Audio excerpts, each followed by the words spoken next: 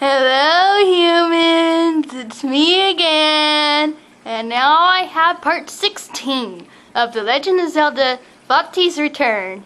And if you haven't seen the other parts, you need to go back and see those ones, because it's not going to make any sense otherwise, especially since I'm starting back up inside the middle of a temple. Well, I'm like 2/6 of the way done with the temple, at least, at this part. So anyways, before we begin the reading, I want to show you some art I did. Well, not really art, but you know, a drawing I made for my story. So, let me get this real quick. Here's my drawing.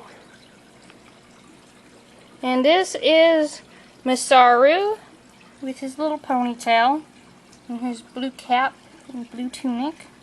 And there's Midna as a wolf. She's tiny and round. And then there's Vaati. He has no arms. They're inside his cape. I gave him a really long nose for some reason. I didn't really put much effort into this drawing, so it's not exactly the best. Just wanted to show it off. Anyways, I'm gonna flip this back around and get to the actual story now.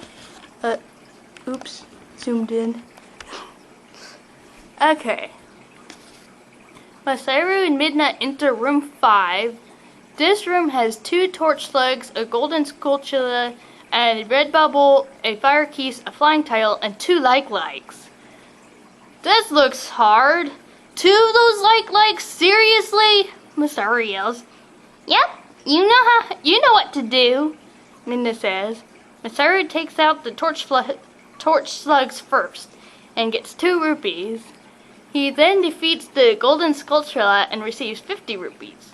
Next, Masaru avoids getting hit by the flying tile by using his shield. After that, he uses his hookshot and takes out the red bubble without getting too burned. The fire key swoops down and burns Masaru though.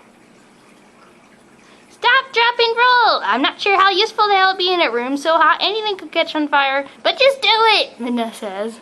Masaru does as Midna says, and the fire gets put out.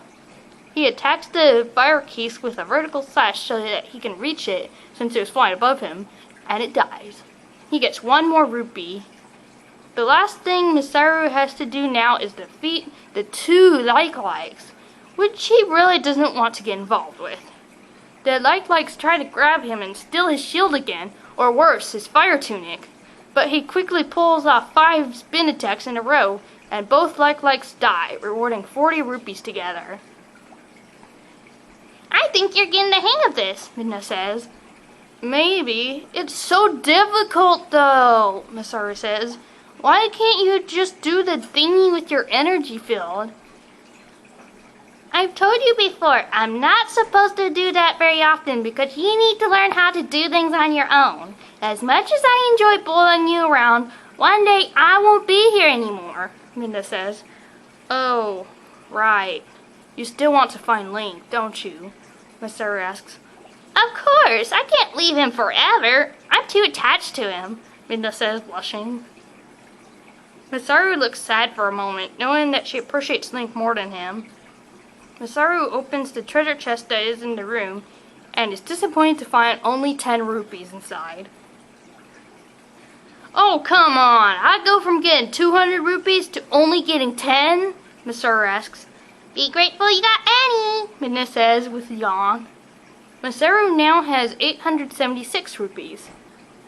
I think I have nearly 1,000 rupees now, Midna.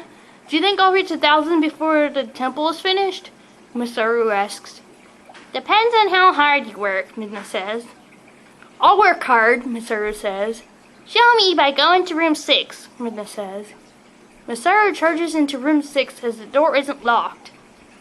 Room 6 looks easy in comparison to room 5, but Masaru has less health after the fire keys and red bubble attack previously. Room 6 has a treasure chest, a normal keys, a fire keys, a torch slug, a golden spatula, and a red bubble. Masaru defeats the keys, torch slug, and golden spatula easily and gets 52 rupees. But the red bubble burns him to death when he is trying to defeat the fire keys. Midna is annoyed as usual and teleports to the entrance to get Masaru. After going through the rooms again, Masaru ends up with 952 rupees. I hate it when you die, Midna says. Oh, come on, I haven't died as much lately, Masaru says. I still hate it, Midna says. Masaru rolls his eyes and gets to defeating enemies of room 6. This time he doesn't die and gains 23 rupees. He then goes to the treasure chest and opens it. Inside is 20 rupees. A key drops down from the ceiling and Masaru walks across the room to get it. He puts it in his tunic pocket and continues on to room 7. Upon entering, Masaru finds the room to be rather empty. There is a treasure chest in the room though. Masaru smiles and goes to get the treasure chest when suddenly, a floor tile gets up and tries to hit him. Masaru! Behind you! Midna yells. Masaru ducks and the tile flies over his head and crashes into the wall. He chuckles and opens the treasure chest. This treasure chest has 100 rupees in it, so now Masaru has 1,095 rupees.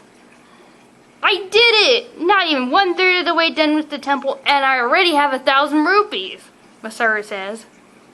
He walks to a door and it hits him because it's a door mimic. Ugh, seriously? Masaru yells. He gets up, turns around, and goes to the real door. He enters room 8, which also doesn't look too bad. There is a fireplace and a flying tile in this room. Much to Masaru's surprise, there is a stone ledge in the room with a treasure chest on top. Masaru takes up the fire keys and destroys the flying tile. Can I climb that ledge or do I need my hook shot? Masaru asks. Think, Link! Do you really think you can climb up there? Midna asks. Masaru attempts, but slides back down. Okay, I'll use my hook shot then, Masaru says. How did you even survive before I showed up? Midna asks. Masaru's ears go down and he looks disappointed. He takes out his hook shot without a word and uses it to reach the treasure chest. Inside, there is 50 rupees. He smiles. Masaru now has 1,146 rupees. Please don't land on me when you come back down, Midna says. Masaru gives a thumbs up before jumping off and rolling into the wall. Ouch, Masaru says. Ooh, I wonder what is behind that door, Midna says with a giggle. Masaru unlocks the door and enters in. The room is dark at first, but then 4 lamps light up. There are 2 patches of magma, and there is a central pillar in the room that isn't too high.